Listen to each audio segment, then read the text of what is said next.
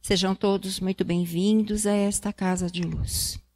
Vamos nos acomodando, nos fechando os nossos olhos, nos deixando envolver pela suave luz de Joana de Ângeles. Vamos nos conectando com os nossos mentores, permitindo assim uma ligação maior com a espiritualidade presente. Vamos entrelaçando carinhosamente os nossos corações, nos ligando a esta amiga espiritual aqui presente, nossa querida protetora, e agradecemos o seu amparo constante. Nos ligamos com as freirinhas e toda a espiritualidade que envolve esta casa. Nos ligamos às equipes de segurança e proteção que carinhosamente preparam este ambiente, assim como a todas as fraternidades que dão sustentação a esta casa, trabalhando em nome de Jesus. Vamos nos ligando aos trabalhadores e equipes responsáveis pelos tratamentos da tarde de hoje. E assim, bem conectados com o nosso coração e nossa mente, serenos e tranquilos, vamos agradecendo ao Pai a oportunidade do tratamento desta tarde. E a eles uma vez mais louvamos ao dizer: Pai nosso que estás nos céus, santificado seja o teu nome. Venha a nós o teu reino. Seja feito, Senhor, a tua vontade. O pão nosso de cada dia nos dai hoje. Perdoa, Pai, as nossas ofensas, assim como nós perdoamos a quem nos tem ofendido. Não nos deixeis, Senhor, cair frente a tentações e obstáculos. E, se for possível, livra-nos de todo o mal. Que assim seja.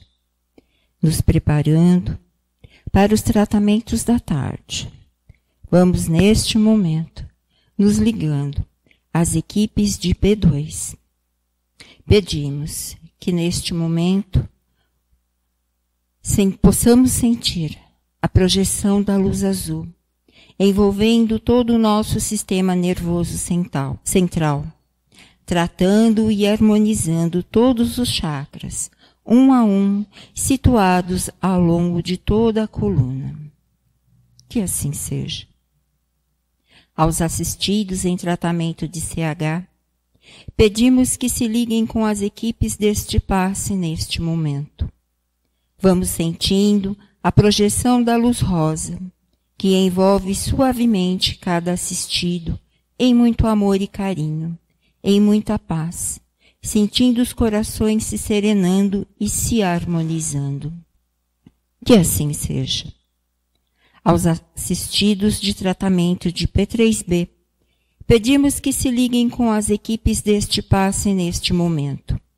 Rogamos a projeção da luz branca do Cristo, envolvendo a encarnados e desencarnados aqui presentes.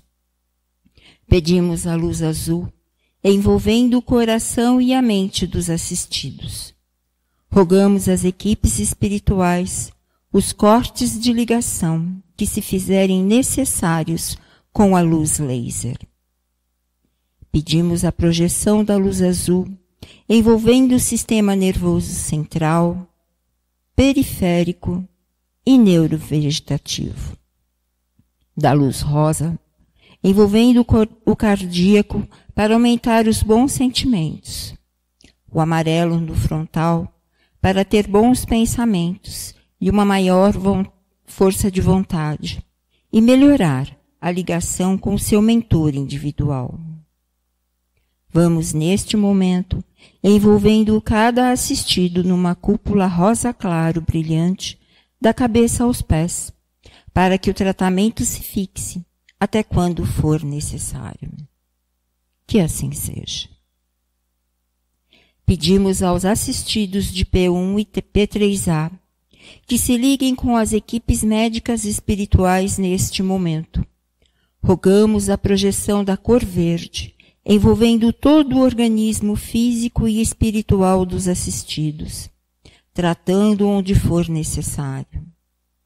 Vamos projetar as cores do arco-íris, envolvendo os assistidos para alcançarem o fortalecimento físico e espiritual necessário. Que assim seja. Pedimos que todos nós, encarnados e desencarnados, sejam envolvidos nas bênçãos amoráveis do Cristo Jesus, e que cada assistido permaneça em cúpula protetora relativa ao seu tratamento, até quando for necessário. Nos ligamos agora com as equipes espirituais do tratamento infantil, Meimei e Sheila, que vão envolvendo todas as crianças em muito amor e carinho, trazendo-lhe paz e harmonia. E que assim seja. Agradecemos às equipes espirituais por todos os tratamentos realizados e convidamos a todos a abrirem suas mentes e corações para a palestra desta tarde, envolvendo com muito carinho o nosso palestrante, Sr. Glaucio.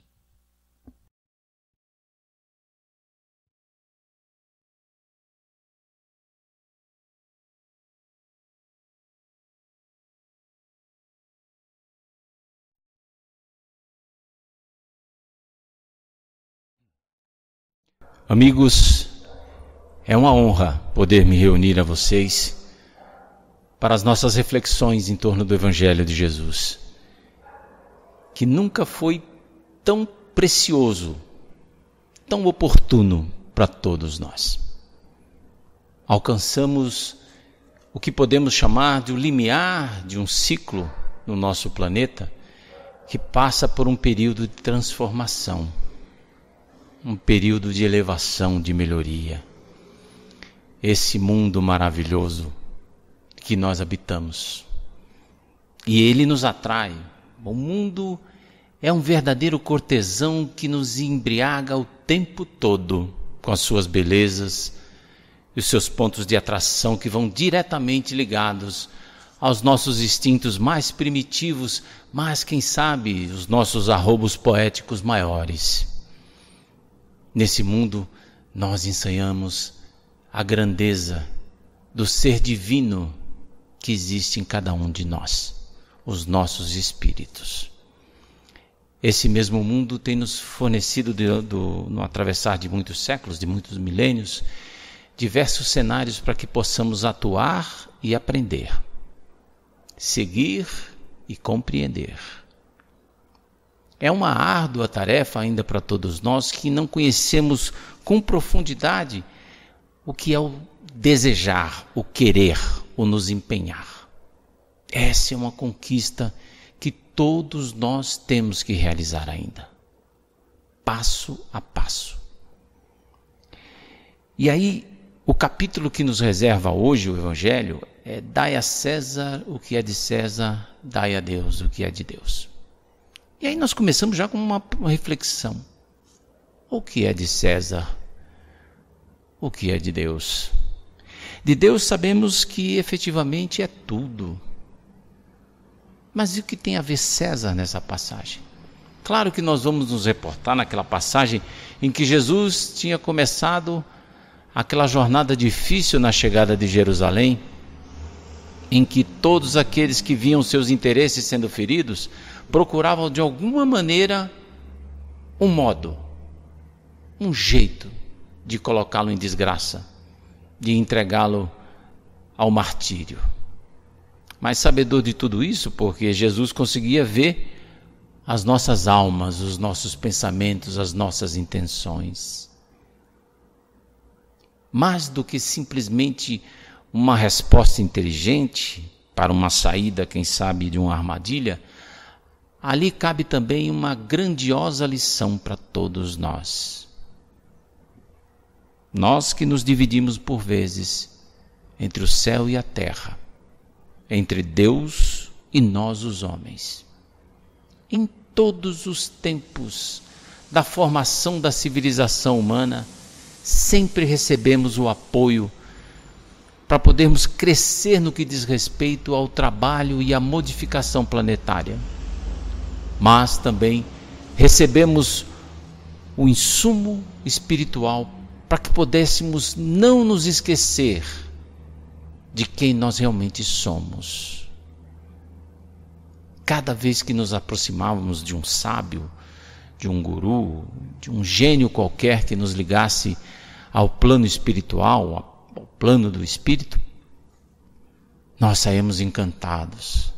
Diversas experiências nos mais longínquos rincões da Terra. Nós passamos ali pelo lado da chamada a Ásia, aquela parte mais da Indochina, onde está a Índia, a parte do Tibete, Nepal, onde começa a organização religiosa com os chamados, os grandes luminares, da Índia. Ali nós encontramos Krishna nos ensinando a suave canção, é o Bhagavad Gita, mas que vem depois de toda uma tradição dos Upanishads, de todas aquelas culturas, de todas aquelas tradições, primeiro versado em línguas, depois colocado em verso e prosa, através dos seus escritos milenares, que muitos ainda se debruçam para poder traduzir. Às vezes você me pergunta por que é que eu sou tão calado, não falo de amor quase nada, nem fico sorrindo ao seu lado. Você me vê todo dia, me come, me cospe, me beija. Quem disse isso? Quem ensaiou isso? Aí alguns vão dizer, Raul? Na verdade, isso é uma transliteração do Bhagavad Gita, que é a canção dita por Krishna, no sentido de ajudar a nós a verificar as nossas posições de vida e a luta que nós devemos travar com relação a nós mesmos.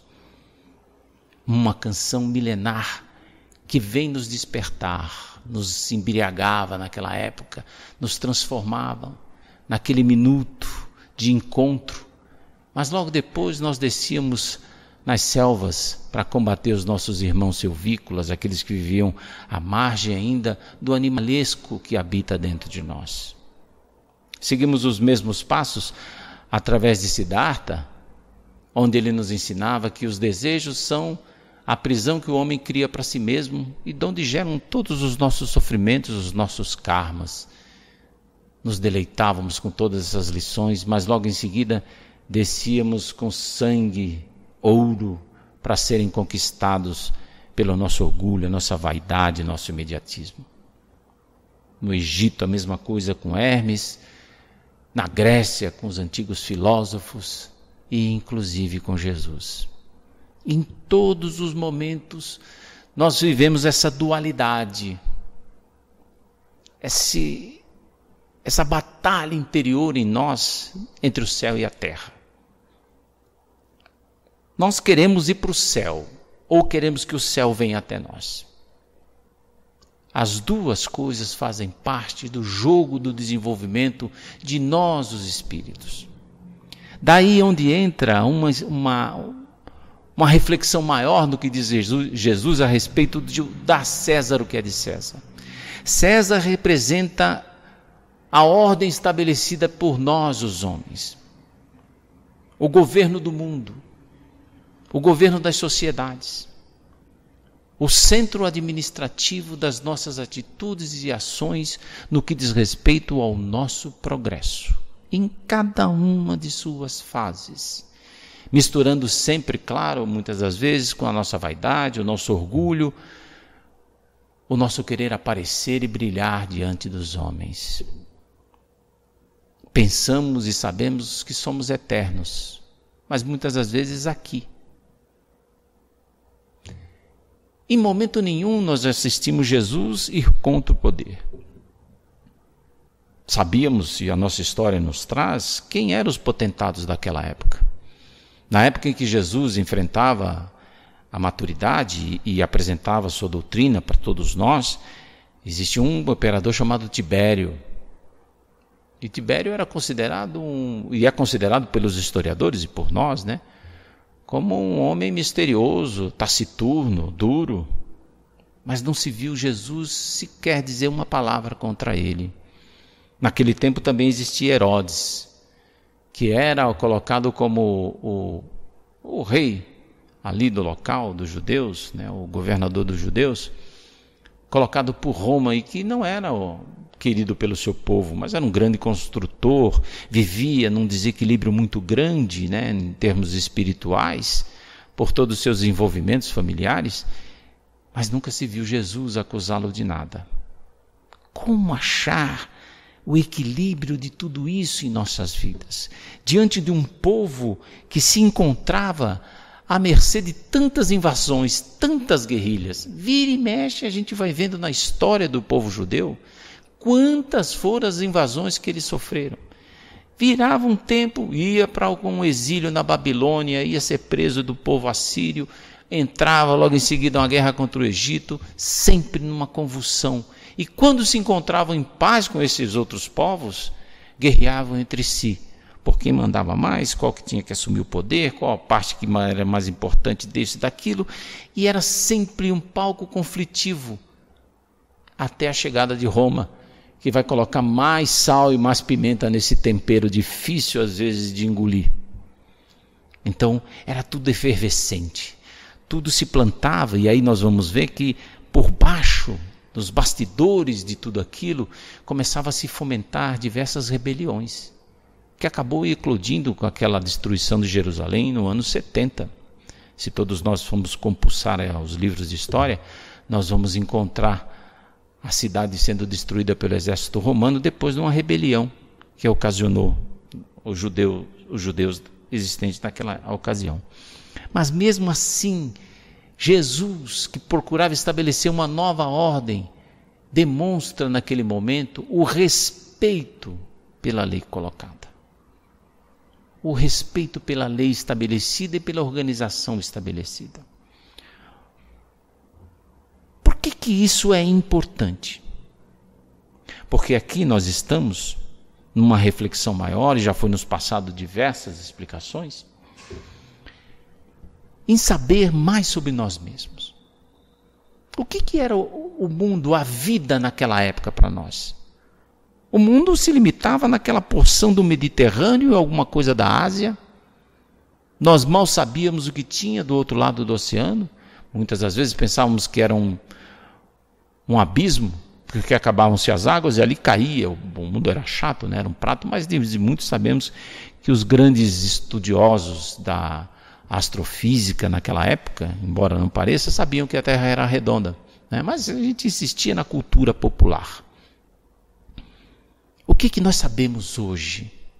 Que nós somos apenas um dos trilhões de planetas que existem em todo o universo. Que fazemos parte de um sistema solar, que faz parte de uma galáxia, que tem diversos outros sistemas que fazem parte de outras galáxias, que fazem parte de um sistema maior, onde tudo e todos encontram vida, em dimensões diferentes. Não é assim? Quantas dimensões existem no nosso planeta? Isso é uma coisa importante de nós sabermos, não é? Porque nós temos notícia quando recebemos o livro Nosso Lar e começamos a ler. O primeiro desejo que a gente tem é: meu Deus, eu preciso arrumar um terreno nesse lugar. Esse condomínio deve ser muito bacana de se morar. E aí já fica um ponto de alerta para nós. Quantas camadas de matéria existem até chegar em nós? Quantos mundos se interpenetram em nosso próprio derredor? Dizem alguns dos nossos mentores que são cerca de 7 camadas que fazem parte da composição do nosso planeta Terra. Aqui, em termos humanos, de almas humanas, nós somos cerca de 7 bilhões encarnados e cerca de 15 a 16 bilhões desencarnados. Fora outros seres que têm o seu desenvolvimento espiritual aqui também nessa casa planetária. E o que nós estamos fazendo aqui? Nós estamos aqui, de certa forma, urbanizando o nosso planeta. Nós estamos desenvolvendo o nosso planeta para que ele alcance um nível de progresso, de crescimento moral, intelectual, físico, que seja uma referência em todo o nosso sistema. E depois que nós fizermos toda essa organização aqui, nesse ensaio maluco que somos nós em termos de governar, porque governamos muito baseado no nosso ego, no nosso achismo, quando estamos no poder. Mas quando nós estamos também do lado daqueles que deveriam ou devem obedecer, acatar, refletir, como nós nos comportamos? Qual é a ordem posta? E qual é o exemplo de nós espíritas no que diz respeito ao governo do mundo?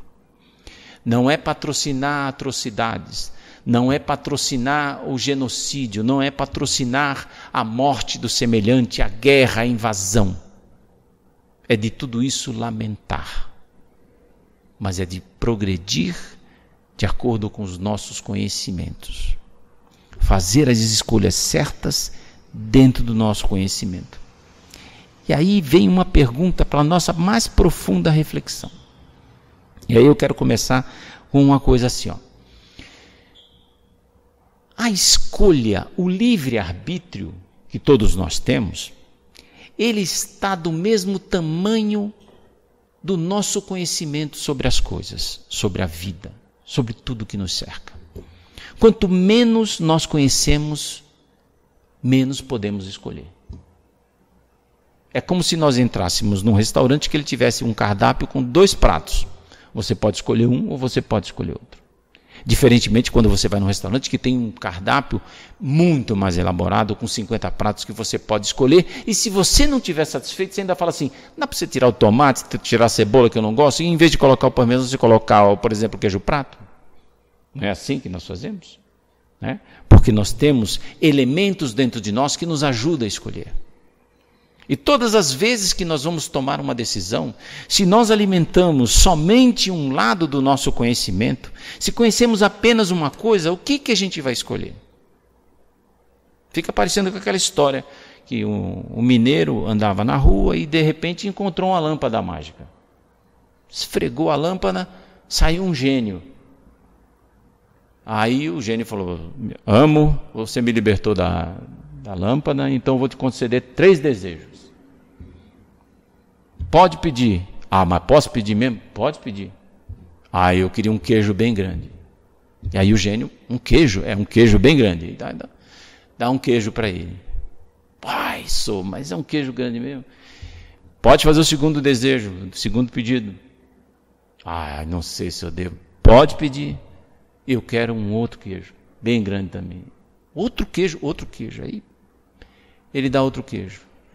Bom, agora chegou o seu terceiro e último desejo. O que você quer? Ele pensou. Falou, quero um carro novo. Ah, até que enfim, eu pensava que você ia pedir outro queijo. Eu falei, eu ia, mas fiquei com vergonha. Então, por vezes, os nossos desejos sempre partem do mesmo parâmetro das coisas que simplesmente nós conhecemos. É comum nós escutarmos de algumas pessoas, de alguns amigos, né, que militam conosco dentro do cristianismo, pode-se dizer assim, até do judaísmo renovado, né? Por muitos de nós, se você perguntar alguma coisa do Novo Testamento, do Evangelho, muitas vezes não conhece, mas ele conhece de cor e salteado tudo que Salomão fez, Davi fez, que o Samuel falou, que Isaías plantou, tudo isso ele conhece, ele é um profundo conhecedor do Antigo Testamento. É quase que um judeu renovado, né? E você vai falar para ele, você leu o livro tal? Não. Você leu o livro tal? Não, eu só li a Bíblia, porque é o livro que mais interessa, é o livro que mais importa. Sem dúvida nenhuma, é um importante livro histórico, filosófico, né, e sagrado. Mas há muitos mais conhecimentos fora do próprio Pentateuco bíblico, judaico, cristão, que nós devemos conhecer e avançar. E nós não devemos nos restringir para podermos saber, escolher e tomar a diretriz do futuro, do progresso, da melhoria. Existe um ditado no meio científico que diz assim que a ciência avança de acordo com o número de funerais. Porque somente quando se mata o homem antigo, quando morre a ideia antiga, é que se cria espaço para as coisas novas, para as melhorias, para as inovações. Então, Nós temos que nos transformar no homem novo para podermos dirigir o mundo num sentido novo. Essas reflexões que nós fazemos, elas nos tiram, por exemplo, da época em que nós enxergávamos, por exemplo, como um castelo, como um símbolo de poder, que até hoje está ali, que pertencia muitas das vezes a uma única família, enquanto milhares de pessoas viviam no entorno, em plena miséria, em plena necessidade. É possível hoje, com o que nós conhecemos de Jesus, nós que governamos o mundo, pensar em construir uma coisa somente para nós e esquecermos dos demais? De esquecer do nosso irmão? Aqui nós estamos para exercitar nesse encontro difícil por vezes que nós temos com os nossos gostos, as nossas posições, as nossas opiniões, o respeito, o equilíbrio, a fraternidade, para que possamos pensar conjuntamente, juntos uns com os outros, independentemente daquilo que nós optamos em termos de vida. Essa é a parte de César, a parte que tem que construir um mundo novo aqui. E o mais interessante que me põe a pensar é, bacana, o mundo vai virar agora. Mundo de expiação e provas passa por um mundo de regeneração, que é guiado por outro departamento da misericórdia divina, baseado na bondade, em que nós, pode ser que tenhamos a chance de ficar aqui, na construção desse mundo. Mas entendemos tanto desse mundo que nós temos hoje, né? E talvez estejamos aptos a dar esse salto. E aí, nós desencarnamos, Jesus encontra conosco, olha que beleza, hein? Que avanço! Jesus nos dá a honra de vê-lo. E ele faz um agradecimento a todos nós que estamos lá, pela bondade, pelo trabalho em torno do nosso lar, das nossas casas, da nossa família, de termos sido amorosos, bondosos, fraternos, praticado a compaixão o tempo todo, um com o outro. E vocês estão aptos a habitar esse mundo de renovação.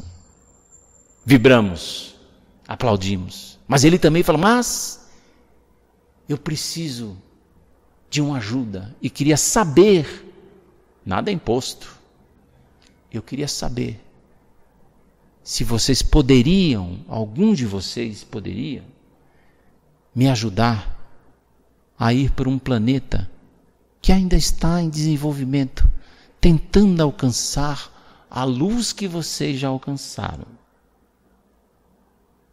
A tomar como irmãos aquelas almas que estão ali e ajudá-los a subir um degrau.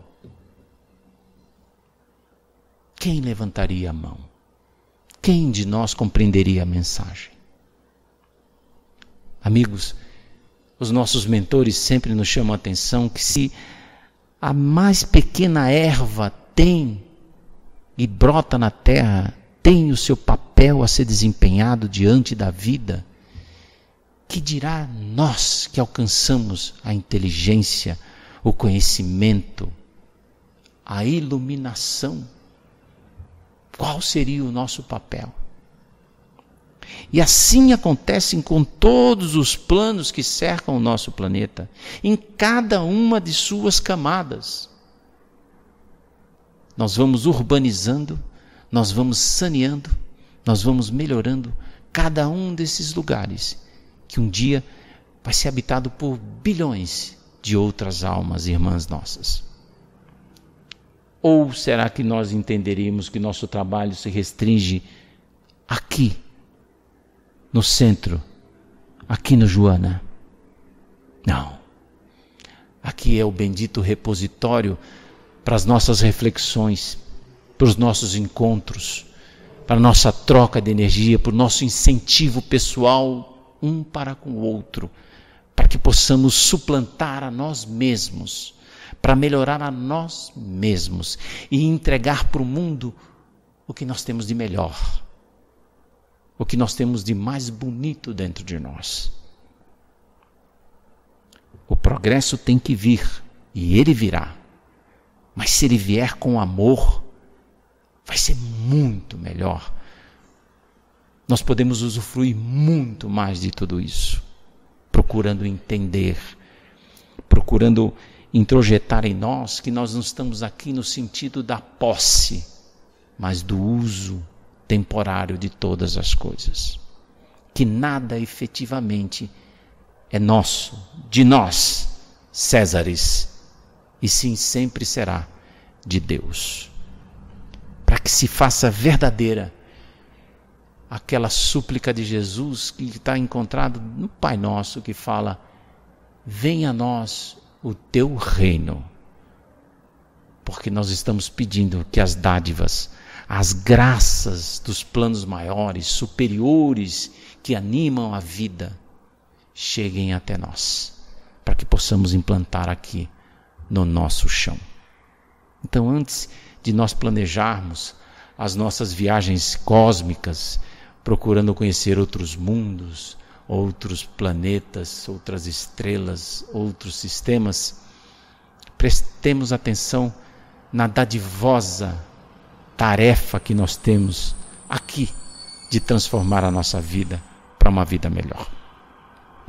Todas as coisas que têm nos acontecido e que muitos gostam de dizer que por vezes se tornar castigo de Deus, que Deus não tem o papel de castigar nenhum de nós. Todo julgamento, toda apreciação dos nossos erros cabe a nós mesmos. Tudo aquilo que nós carregamos vem do nosso desejo profundo de conquistar o reino dos céus. Então, essas tragédias domésticas, essas coisas que acontecem com o nosso planeta, ainda são frutos da nossa desatenção à coisa que nós fazemos. Nós precisamos prestar atenção ao que nós estamos fazendo com a nossa casa planetária, com o nosso mundo. Olhem os nossos mananciais de água. Eles são puros. Nós conseguimos parar lá na esquina, quando estamos com sede, e pôr a mão no riacho que passa e beber daquela água? Eu fiquei surpreendido, eu estava fazendo uma viagem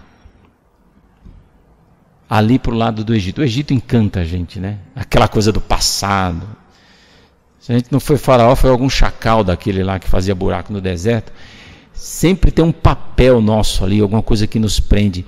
E tem uma parte que nós vamos até a Vila Núbia e você atravessa o rio Nilo num barquinho a motor.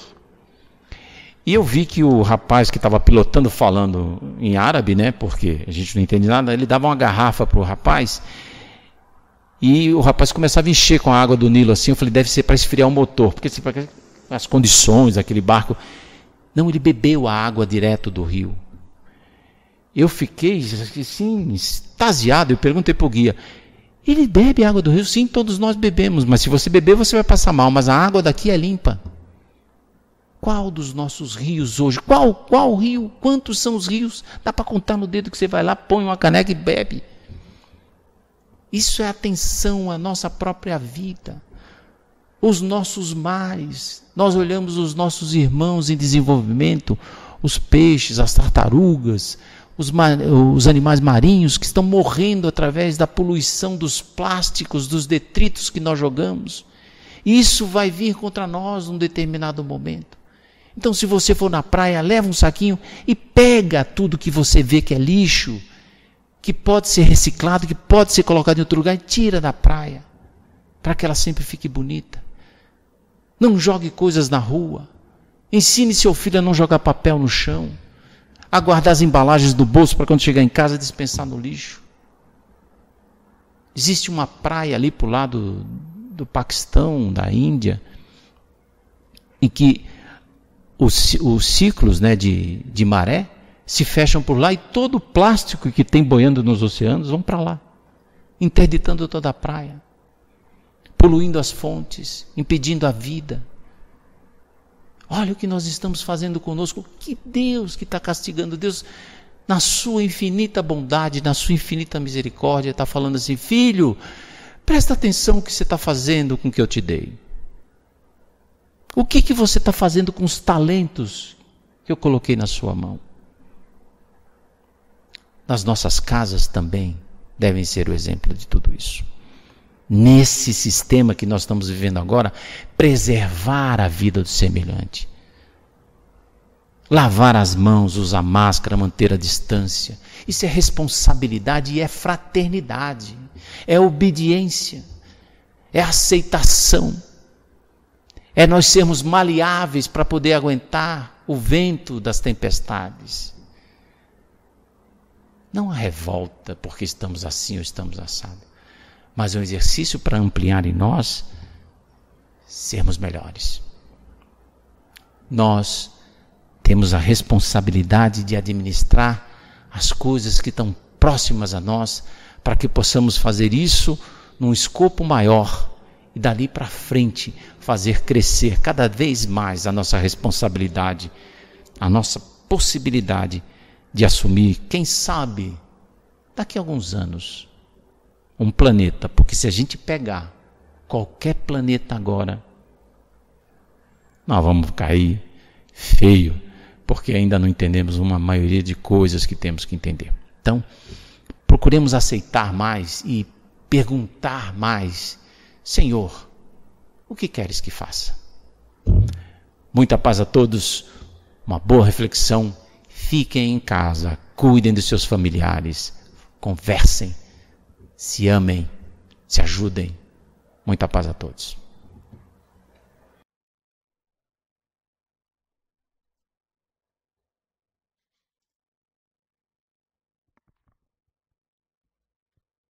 Agradecido que somos por palavras e ensinamentos que tocaram o nosso coração e nossa mente também. Um exercício nesta pandemia de amor ao próximo, de amor a nós mesmos, de amor a este planeta que nos recebe de braços abertos. E vamos neste momento abrindo bem os nossos corações, abrindo nossa mente para que deles possam sair as melhores vibrações de agradecimento a este palestrante, que tanto nos auxilia neste instante, com seu ensinamento, com seu conhecimento. Vamos vibrar intensamente por este planeta Terra, que abre seus braços e nos acolhe. Vibramos por este Brasil, que a todos recebe, com um coração de mãe, vibrando, protegendo, envolvendo, agasalhando, sobre a égide do nosso Mestre Jesus.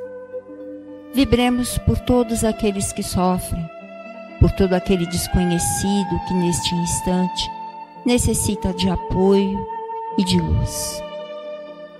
Deixemos nossas melhores vibrações às mãos do Dr. Bezerra de Menezes, que sabiamente levará a cada leito, a cada dor, a cada coração o lenitivo necessário para o seu recolhimento espiritual, para a sua conscientização do bem maior.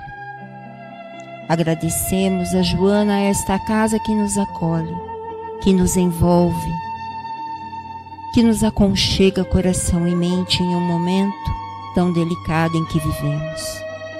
Vibremos por todos os lares e que Maria Santíssima, essa Mãe amorosa, possa envolver a cada um deles, protegendo com seu manto de luz e amor, nos ensinando a amar, perdoar e respeitar o nosso próximo.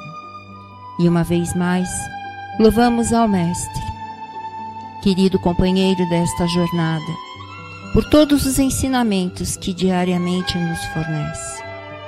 Rogamos ao Pai as bênçãos para mais um dia e que possamos receber da Mãe Santíssima todo o amor que ela desvela sobre nós. Ave Maria, cheia de graça, O Senhor é convosco. Bendita sois entre as mulheres, bendito é o fruto do vosso ventre. Maria Santíssima, Mãe de Jesus, olhai por todos nós, olhai por este Brasil, esta pátria tão amada. Muito obrigado.